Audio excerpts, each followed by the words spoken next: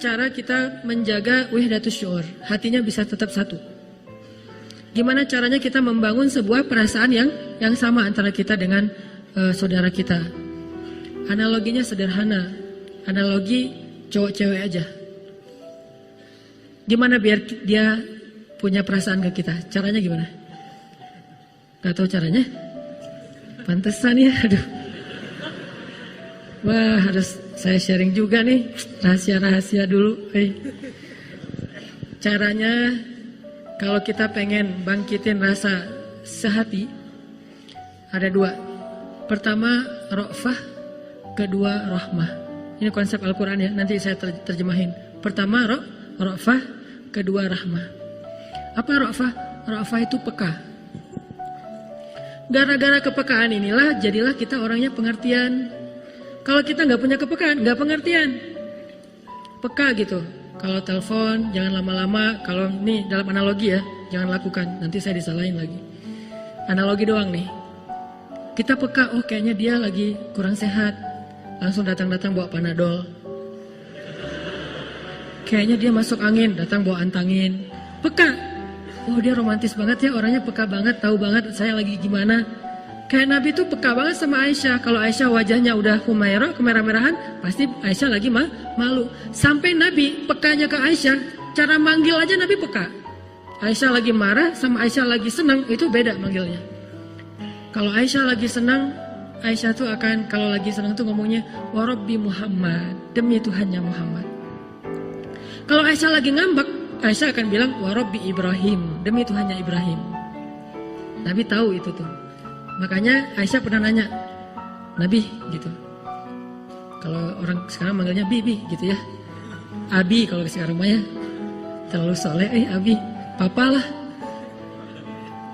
Yang. Ujung-ujung. Tadi semuanya pencitraan nih yang benar nih. Yang kata Aisyah ke Rasulullah, yang kamu tahu nggak aku lagi kalau lagi ngambek atau lagi nggak ngambek? Tahu kata Nabi. Gimana taunya? Nih Aisyah lagi ngetes kepekaan Nabi. Kata Nabi, kamu tuh kalau lagi senang sama aku, kamu akan bilang wa Rabbi Muhammad, wa Rabbi Muhammad. Bisa artinya demi Tuhan Muhammad, bisa artinya alhamdulillah dalam bahasa yang lain. Tapi kalau kamu lagi ngambek, kamu akan bilang wa Rabbi Ibrahim. Kalau Aisyah udah ngomongin wa Rabbi Ibrahim, nggak nyebut, padahal suaminya juga kan Nabi kan. Kayak kita, suami kita tuh misalnya, suami kita, istri kita. Bahaya. Bahaya Saya nggak punya suami, semua punya istri. Tapi dia perempuan ya, bukan laki-laki. Nah, kalau istri kita, sebutlah istri kita tuh misalnya pinter masak. Dia punya kayak brand cake gitu atau apalah, punya masakan yang khas. Sebutlah misalnya istri kita tuh pinter masak dan punya warung Padang. Kalau kita lagi senang, kita akan bilang, ah ini kayak masakan mama nih. Gitu kan ya? Kalau kita lagi nggak senang gitu, wah kayak masakan ibu saya nih. Nah, orang yang peka kayak gitu tuh. Nah, tinggal kita peka nggak dengan saudara kita? Apa yang membuat dia bete? Apa yang membuat dia nggak nyaman? Apa yang membuat dia tersinggung? Apa yang membuat dia ilfil? Kepekaan, empati yang tinggi itulah yang menjaga persaudaraan. Sehingga ketika kita ngomong, ketika kita komen, ketika kita bertindak, ketika kita ngelakuin sesuatu, selalu berpikir dengan angle perasaan orang lain. Baik itu keluarga kita, tetangga kita, teman main kita, teman sekolah kita, beda sekolah, beda komunitas, apapun lah, bahkan beda agama sekalipun, kita jaga dari angle dia. Makanya Allah saking ngejaganya nih, Allah bilang, janganlah kalian mencela Tuhan-Tuhan mereka, sehingga mereka akan mencela Tuhan kalian tanpa mereka fahami. Beda agama kan?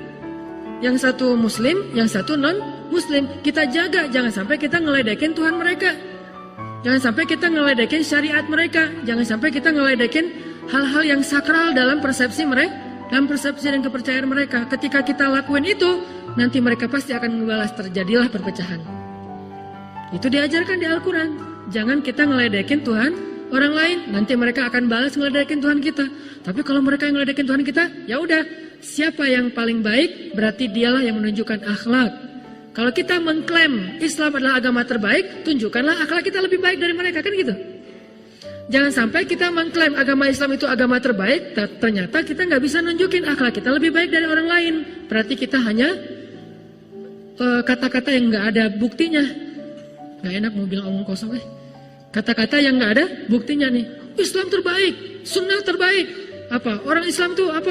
Nabi itu akhlaknya uswatun hasanah. Tunjukin, dan itu amanah di dalam pundak, di atas pundak kita. Ketika kita mengaku sebagai Muslim, berarti kita punya tanggung jawab menunjukkan keindahan Islam kepada manusia. Tanggung jawab.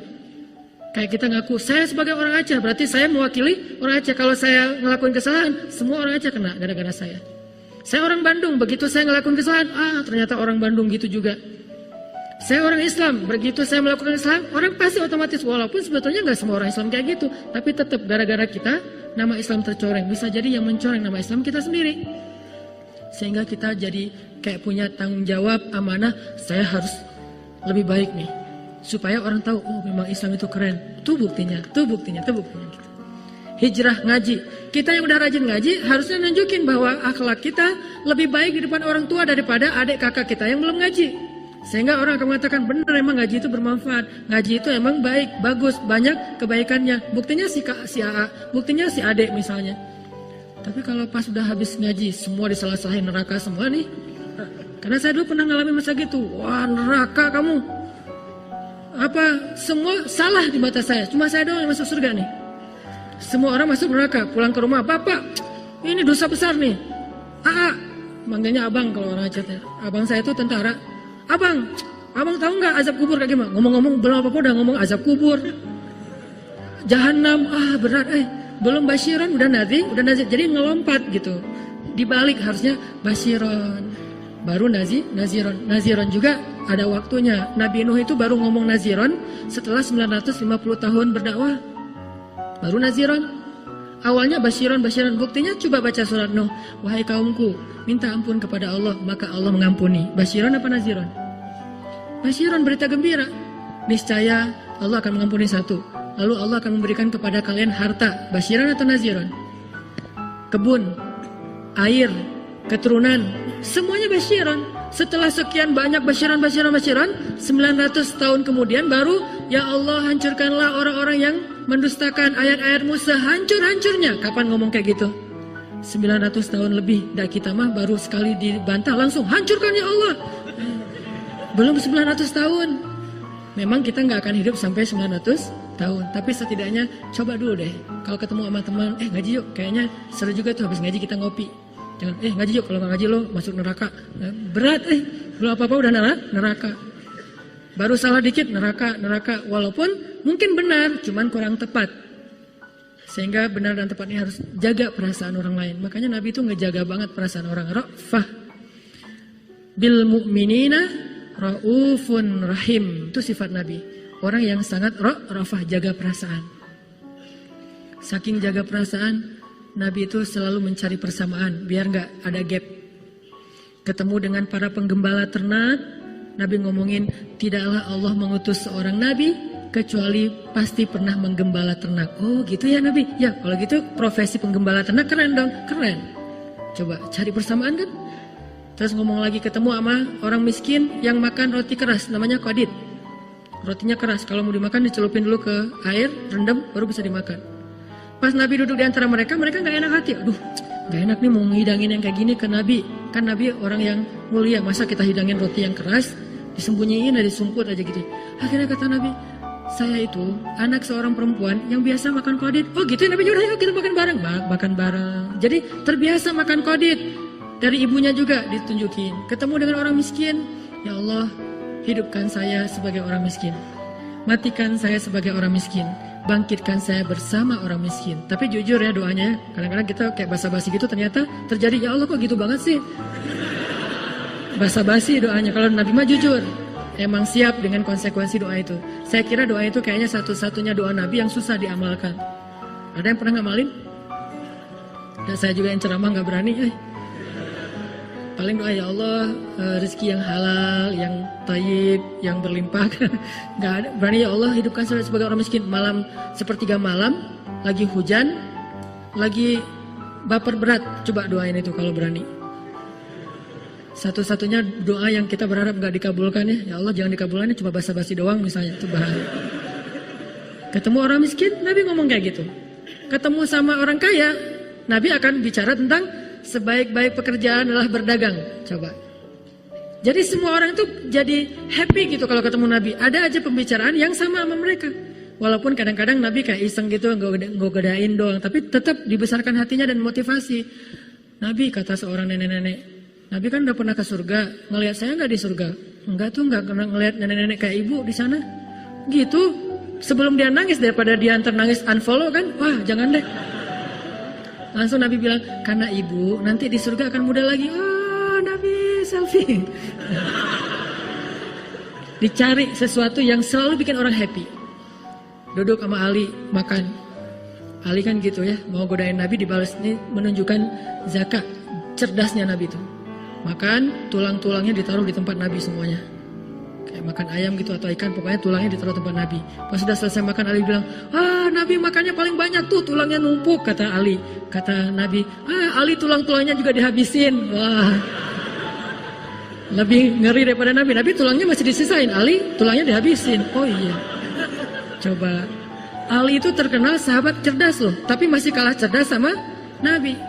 Tapi kan ledek-ledekan ya, jadi kita sama teman supaya akrab bisa kayak gitu, selama tidak sarang, nggak terlalu ke pribadi, jangan pakai kata-kata J lah, kasihan ya.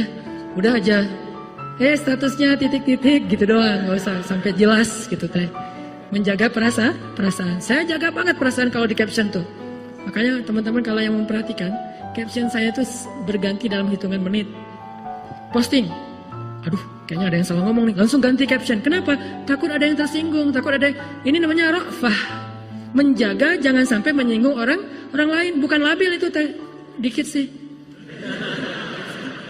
Apalagi kalau lagi nulis caption habis dimarahin istri kan, itu paling sering ganti tuh. Jadi teman-teman kalau ngelihat saya captionnya gonta-ganti, Ustadz habis dimarahin istri ya. Labil. Kenapa? Menjaga perasaan. Aduh kalau saya ngomong gini ntar gimana ya perasaan dia. Itu harusnya yang kita coba fokus kalau pengen jaga persatuan.